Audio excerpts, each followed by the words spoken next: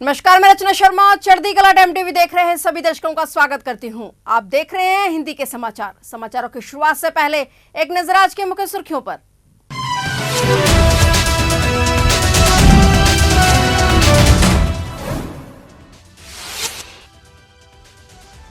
Leak का मामला केवल पटना और हजारीबाग तक सीमित। सुप्रीम कोर्ट ने कहा यह सिस्टमैटिक नाकामी नहीं। नीट यूजी मामले पर सुप्रीम कोर्ट ने सुनाया फैसला।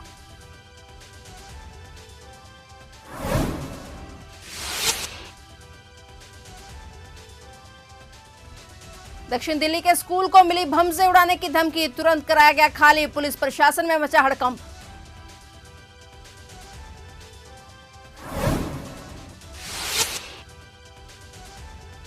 बिहार में वज्रपात का कहर, पिछले 24 घंटों के दौरान 12 लोगों की मौत। सीएम नीतीश ने जताया शोक। मृतकों के परिजनों को 4 लाख रुपए का अनुग्रह अनुदान देने का निर्देश।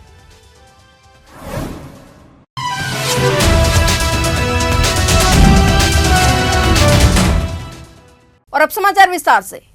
नीट यूजी मामले पर सुप्रीम कोर्ट ने आज 2 अगस्त को विस्तार से फैसला सुनाया। कोर्ट ने कहा कि सभी दलीलों को सुनने के बाद इस नतीजे पर पहुंचा गया है कि पेपर लीक का मामला सिस्टमैटिक फेलियर नहीं है। कोर्ट ने कहा कि पेपर लीक बड़े पैमाने पर नहीं हुआ है। लीक का मामला केवल पटना और हजारीबाग तक ही सीमित था। इससे पहले सुप्रीम कोर्ट ने आदेश दिया था कि परीक्षा दोबारा नहीं कराई जाएगी। कोर्ट ने कहा कि इस बात का पर्याप्त सबूत नहीं है कि परीक्षा की पवित्रता का उल्लंघन हुआ है। नीट यूजी परीक्षा 5 मई को हुई थी और इसके बाद 4 जून को इसका रिजल्ट जारी किया गया था। रिजल्ट सामने आने के बाद कई छात्रों ने सुप्रीम कोर्ट में परीक्षा में हुई गड़बड़ी के खिलाफ याचिका दायर की थी, जिस पर आज सुप्रीम कोर्ट ने फैसला सुनाया है। दक्षिण दिल्ली के एक स्कूल को आज सुबह बम की धमकी मिलने के बाद खाली करा दिया गया। यह घटना स्कूल प्रशासन और स्थानीय पुलिस के बीच चिंता का कारण बन गई। धमकी मिलने के बाद स्कूल प्रबंधन ने तुरंत स्थानीय पुलिस को सूचित किया और इलाके को सुरक्षित करने के लिए एक आपातकालीन योजना बनाई। स्कूल को फौरन खाली करा दिया गया और बच्चों को उनके घर भेजा गया। वहीं स्कूल में बम की सूचना से स्कूल प्रशासन और पुलिस प्रशासन में हड़कंप मच गया। बता दें कि अराजक तत्वों द्वारा स्कूलों को निशाना बनाया जा रहा है। इससे पहले भी कई स्कूलों को बम से उड़ाने की धमकियां दी जा चुकी हैं। हिमाचल प्रदेश में भारी बारिश के कारण बाढ़ जैसी स्थिति बन गई है। स्थानीय प्रशासन ने बचाव और राहत के लिए सेना की मदद मांगी है। सेना के 160 जवान, एक इंजीनियरिंग टास्क फोर्स और एक मेडिकल टीम राहत कार्य में जुटे हुए हैं। उत्तराखंड में भी भारी बारिश ने स्थिति को और गंभीर बना दिया है। हरिद्वार में बारिश के कारण एक पुल क्षतिग्रस्त हो गया, जिससे कई गांवों का संपर्क कट गया है। गंगा की सहायक नदियां उफान पर हैं और उत्तराखंड के विभिन्न क्षेत्रों में पिछले 24 घंटे में लगातार भारी बारिश हो रही है। भारी बारिश का अलर्ट जारी किया गया है। पहाड़ों के अलावा मैदानी राज्यों में भी मौसम विभाग ने 2 अगस्त के लिए महाराष्ट्र, मध्य प्रदेश, गोवा, राजस्थान, कर्नाटक, असम और मेघालय में भारी से बहुत भारी बारिश का अलर्ट जारी किया है। इसके साथ ही चंडीगढ़, उत्तर प्रदेश, पंजाब, हरियाणा, छत्तीसगढ़, राजस्थान, दिल्ली, जम्मू कश्मीर और झारखंड और सिक्किम में भी इसे जारी है। स्थानीय प्रशासन और राहत दल लगातार लोगों की सहायता के लिए काम कर रहे हैं ताकि बारिश और जलभराव से उत्पन्न समस्याओं का समाधान किया जा सके।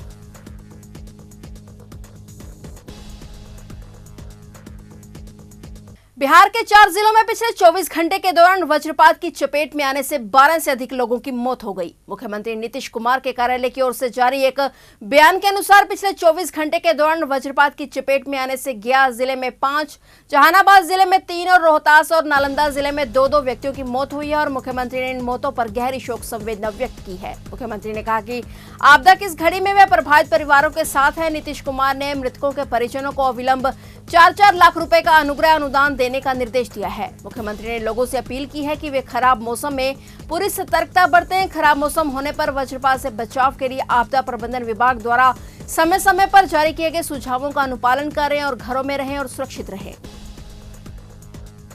हिमाचल प्रदेश में कुदरत का कहर देखने को मिल रहा है। हाल ही में हिमाचल प्रदेश में भारी तबाही के बीच आज सुबह भूकंप के झटके महसूस किए गए हैं। हिमाचल प्रदेश के लाहौल स्पीति में धरती डोली है। रिक्टर स्केल पर भूकंप की तीव्रता 3.2 मापी गई है। राष्ट्रीय भूकंप विज्ञान केंद्र के अनुसार इसकी गहराई 5 किलोमीटर मापी गई है। मिली जानकारी के मुताबिक कहा जा रहा है कि अभी तक कोई नुकसान नहीं हुआ है। दरअसल भूकंप आते ही लोगों में हड़कंप मच गया। लोग अपनी जान बचाने के लिए इधर उधर भागने लगे। बादल फटने से आई तबाही से लोग पहले से ही डरे हुए हैं और इस बीच भूकंप ने लोगों की परेशानी और बढ़ा दी है। गौरतलब है कि हिमाचल प्रदेश में 3 जगह बादल फटने से राज्य में तबाही देखने को मिली है।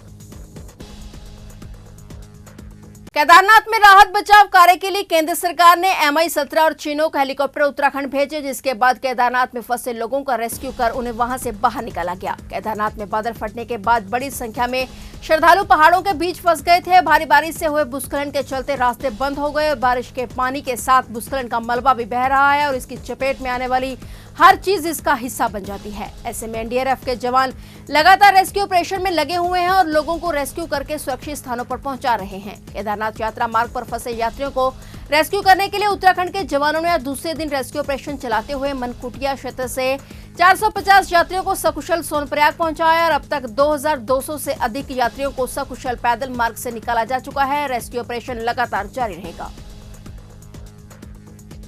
आज सावन माह की शिवरात्रि है। आज सुबह से ही मंदिरों में भक्तों का तांता लगा हुआ है। सावन माह की शिवरात्रि के मौके पर आज शिवालयों में बड़ी भीड़ उमड़ी रही और इस दौरान सारा वातावरण भक्ति में हो गया। भक्तों ने भगवान शिव का जलाभिषेक किया और बम बम भोले के जयकारों से सारा आकाश गूंज उठा। शहर और ग्रामीण इलाकों में आज शुक्रवार को शिवालयों में जलाभिषेक करने के लिए शिव भक्तों की भारी भीड़ उमड़ी। वहीं हरिद्वार से गंगा जल लेकर आए कांवड़ियों ने पूरी श्रद्धा से भगवान का जलाभिषेक किया।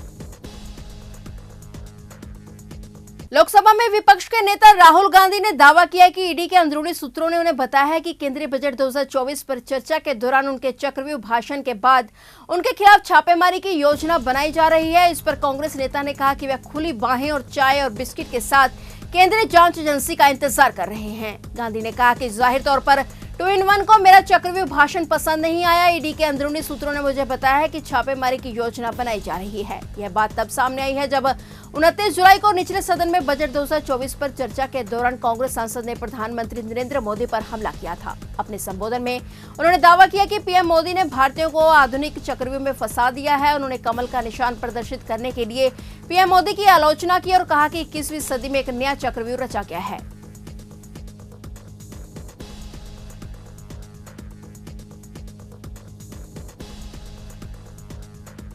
सुप्रीम कोर्ट ने आरक्षण पर दिए फैसले में SC/ST के आरक्षण के तहत वर्गीकरण की मंजूरी दे दी है, यानी मौजूदा कोटे के अंदर भी नया कोटा बनाया जा सकेगा। सुप्रीम कोर्ट के इस फैसले पर बहुजन समाज पार्टी की प्रमुख मायावती की प्रतिक्रिया सामने आई है। मायावती ने इस फैसले पर नाराजगी जताई है। बसपा सुप्रीमो मायावती ने कहा कि सामाजिक उत्पीड़न की तुलना में राजनीतिक उत्पीड़न कुछ भी नहीं। क्या देश के खासकर करोड़ों दलितों और आदिवासियों का जीवन द्वेष और भेदभाव मुक्त आत्मसम्मान और स्वाभिमान का हो पाया है? अगर नहीं तो फिर जाति के आधार पर तोड़े और पछाड़े गए इन वर्गों के बीच आरक्षण का बंटवारा कितना उचित? मायावती ने इस फैसले पर नाराजगी जताई।